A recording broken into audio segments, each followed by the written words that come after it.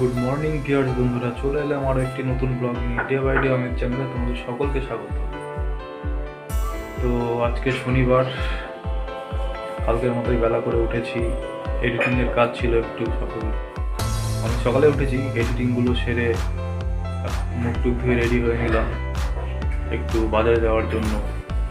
তো আজকে শনিবার, নিরামিষ খাবারের দিন।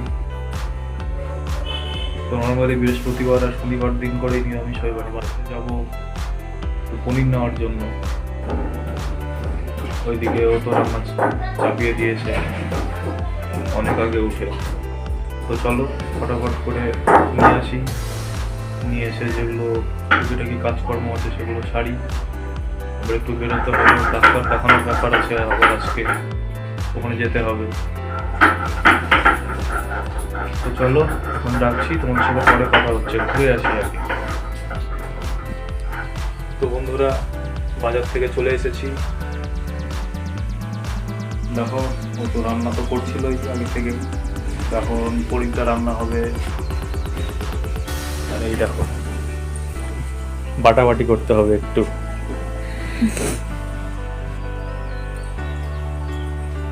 কারণ ওর উপরে এখন অত প্রেশার দেওয়া যাবে না, একটু বুঝতেই পারছো তোমরা এই সময়।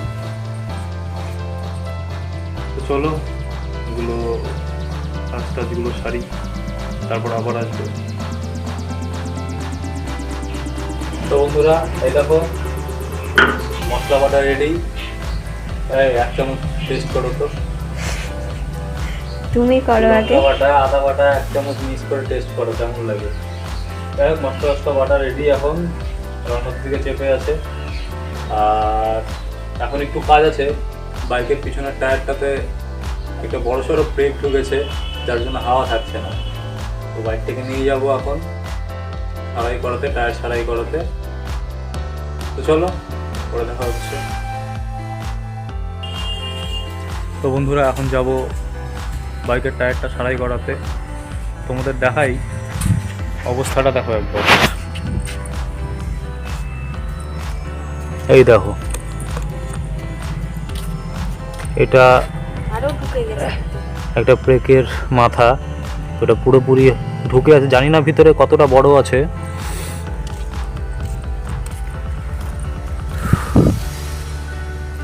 তো চলো এটা ফটাফট সারাই করে নিই। এটা যতদিন থাকবে আরও ক্ষতি হতে শুরু করবে, আরও বেশি করে ক্ষতি হবে টায়ারের।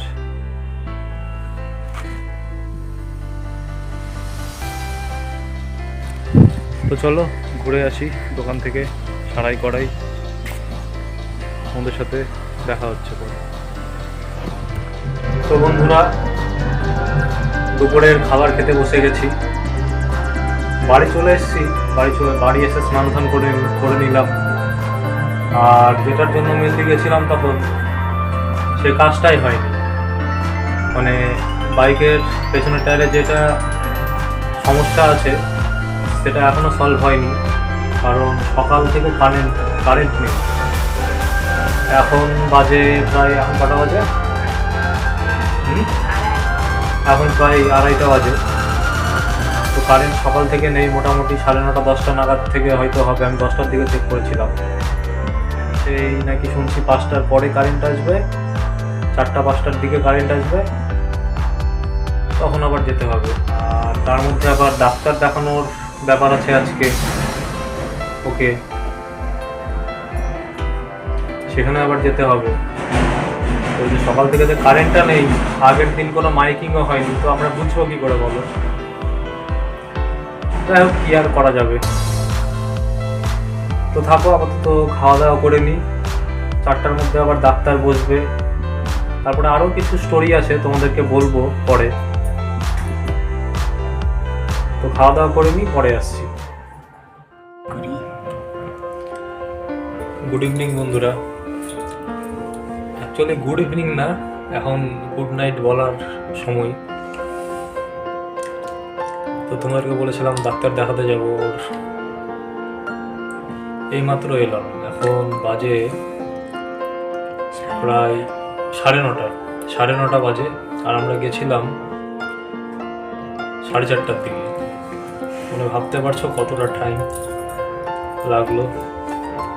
তো খাওয়া দাওয়া সেরকম কিছু হয়নি, বাইরে প্রচণ্ড খিদে পেয়ে গেছে। তো খেয়ে নিই, খেয়ে দিয়ে তারপরে তোমাদের সাথে কথা হচ্ছে। তো বন্ধুরা, খাওয়া দাওয়া কমপ্লিট করে সোজা উঠে গেলাম বিছানাতে। খুব টায়ার্ড লাগছে এখন শরীর। তোমাদেরকে তো বললাম সেই গেছি বিকেলবেলা, আর আসলাম 9:30টার সময় বাড়িতে। শুয়ে পড়েছে। দেখো, ওর শরীর খুব একটা ভালো না। আর আজকে ডাক্তার দেখাতে গিয়ে ব্লাড দিতে হয়েছে ওকে, একটা টেস্ট লিখে দিয়েছিল ডাক্তার আর্জেন্ট। আর ওই রিপোর্টটা এলে ওকে হসপিটাল ভর্তি হতে হবে, হসপিটাল ভর্তি হয়ে একটা ইঞ্জেকশন নিতে হবে। তো ব্যাপারটা যেটা বলার ছিল, আমার মতো যেন কেউ আর হ্যারাসমেন্ট না হয়, সেই জন্যই বলা, এতটা হ্যারাস যেন না হয় কেউ। তো যাই হোক, ডাক্তারের নামও বলবো না, আর যেখানে দেখাচ্ছিল সেই জায়গাটার নামও বলবো না। কিন্তু ডাক্তারের কথা প্রথমে বলি। ডাক্তারবাবু অবশ্যই খুব ভালো ডাক্তারবাবু, উনি ভালোভাবে দেখেন, সব কথা শোনেন। কিন্তু সমস্যা একটাই, সেটা হলো ডাক্তারবাবুর পেশেন্ট দেখেন, সবই ঠিক আছে, কিন্তু টাইমের ব্যাপারে বলবো, টাইমের ব্যাপারে যদি মার্কস দেওয়া হয় ওনাকে আউট অফ 10-এর মধ্যে 3 স্টার দেওয়া উচিত। টাইমের ব্যাপারে প্রচুর গাফিলতি রয়েছে ডাক্তারবাবুর, যার জন্য প্রচুর হ্যারাসমেন্ট হতে হয়েছে অনেকবারই। শুধু এবার বলে না, অনেকবারই ডাক্তার দেখাতে গেছি। প্রথম থেকে আগে করে এই ডাক্তারই দেখিয়ে আসছি আমার ওয়াইফের জন্য। তো বরাবরই সেই বিকেল 3টে 4টে বা 2টোর সময় গিয়ে বসে থাকছি, আর সেই রাত্রি 7টা 8টা 9টা এরকম বেড়ে যাচ্ছে। তো আমার তো কোনো ব্যাপার না, যাই হোক, সে না হয় আমিও থেকে যাব, হ্যারাসমেন্ট হচ্ছে, একটু সময় লাগছে, সে ঠিক আছে। কিন্তু একজন প্রেগনেন্ট মহিলার ক্ষেত্রে কতক্ষণ বাইরে স্পেন্ড করা, একভাবে বসে থাকা, এটা তো সম্ভব না। আশা করি তোমরা আমার ব্যাপারটা, সিচুয়েশনটা বুঝতে পারছো আমি কি বলতে চাইছি। আর যেখানে ডাক্তার দেখাচ্ছিলাম, জায়গাটার নাম বলবো না কোথায়। তো অ্যাকচুয়ালি এরকম ব্যাপারটা হয়েছে, ডাক্তারবাবু একটা রিপোর্ট করতে দিয়েছিলেন 1 মাস আগে। তো রিপোর্ট সম্পূর্ণ কমপ্লিট করা হয়ে গেছিলো। তার মাঝখানে আবার ডাক্তারবাবু ঘুরতে গেছিলেন, ছুটিতে গেছিলেন। তো রিপোর্ট দেখানোর সময় তো অলরেডি 1 সপ্তাহ পার হয়ে গেছিলো। মানে যেটা আজকে দেখালাম সেটা হয়তো আরও 1 সপ্তাহ আগে দেখানোর টাইম ছিল। তো বরাবরই যেখানে ডাক্তার দেখাই ওখানকার কন্ট্যাক্ট নাম্বার তো ছিলই, বরাবরই ফোন করছিলাম যে ডাক্তারবাবু কবে আসবেন, কবে বসবেন। তখন থেকে বারবার বলা হচ্ছিল একটাই কথা, ডাক্তারবাবুর কোনো খোঁজ নেই, ডাক্তারবাবু বসছেন না, উনি এখনও কিছু জানাননি। তো অবশেষে দেরি করতে আজকেও ফোন করেছিলাম, এর আগের দিনও 2 দিন আগেও ফোন করেছিলাম, আজকেও ফোন করেছিলাম। তো আজকেও সে একই কথা, ডাক্তারবাবু নেই। তোরা বলছে আবার ডাক্তারবাবু তো এখন নেই, আপনি এক কাজ করেন, আসুন ডাক্তার চেঞ্জ করিয়ে নিন।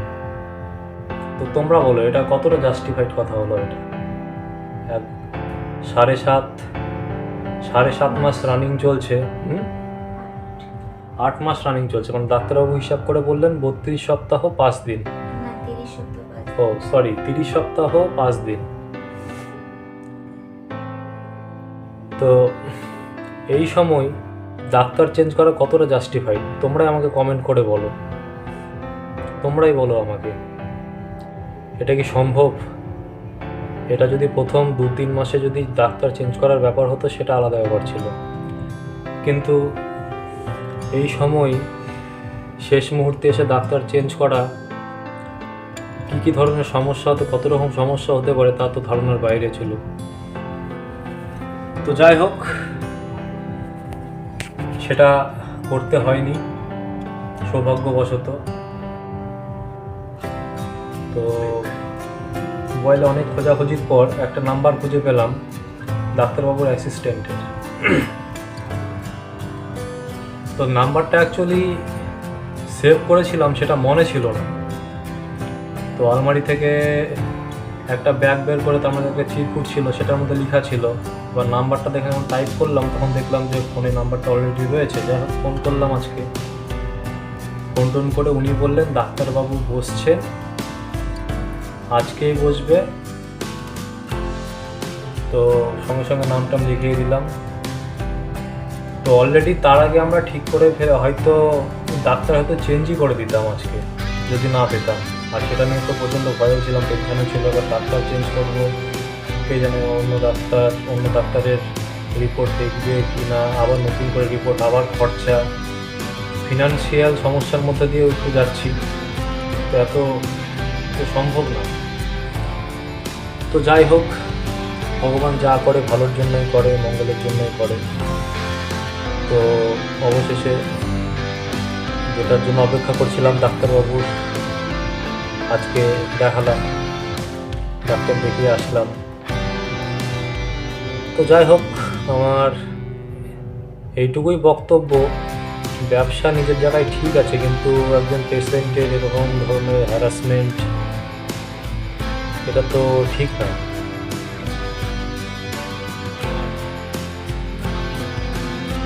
ব্যবসার জায়গায় থাক, আর মনুষ্যত্বের জায়গায় থাক। এটা করাটা মোটেও উচিত না। আমি কারো নাম নেব না, কিছু বলবো না।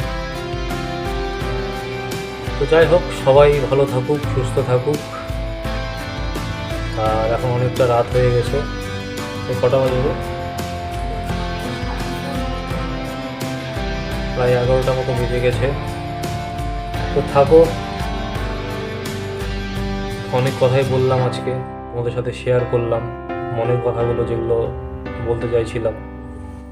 তো থাকো, অনেক রাত হয়ে গেছে। সহজ মন থেকে চাইবো সবাই ভালো থাকুক, সুস্থ থাকুক। তোমরাও ভালো থাকো, সুস্থ থাকো। তো চলো, এই বলে আজকের ব্লগ এখানেই শেষ করছি।